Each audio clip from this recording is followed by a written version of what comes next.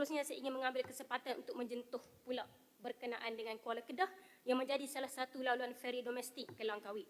Pengalaman pelancong bermula sebaik sahaja mereka menjejakkan kaki di terminal feri Kuala Kedah. Kalau Air Hangat kata pengalaman pemancung bermula apabila menjejakkan kaki ke Langkawi, saya tak setuju. Saya rasa pengalaman pelancong bermula apabila dia menjejakkan kaki ke jeti di Kuala Kedah. Oleh itu, pembangunan Pulau Langkawi perlu juga mengambil kira Kuala Kedah. Amat rugi jika kita membiarkan Kuala Kedah sekadar menjadi tempat persinggahan atau transit sekejap. Apabila aliran pelancong meningkat pesat ke Langkawi, ekonomi limpahan, spillover effect di Kuala Kedah mesti dimanfaatkan sepenuhnya.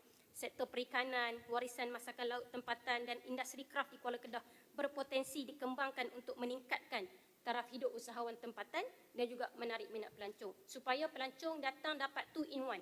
1 Langkawi, 2 Kuala Kedah.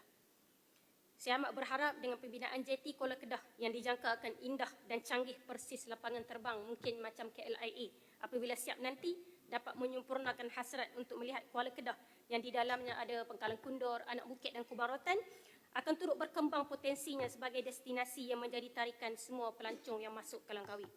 Akhir sekali, Tuan Speaker, saya ingin tegaskan keperluan bahawa Langkawi perlu diperkasakan sebagai destinasi pelancongan bertaraf dunia tanpa mengorbankan identitinya yang istimewa, khususnya dari aspek alam sekitar, ketenangan dan budayanya.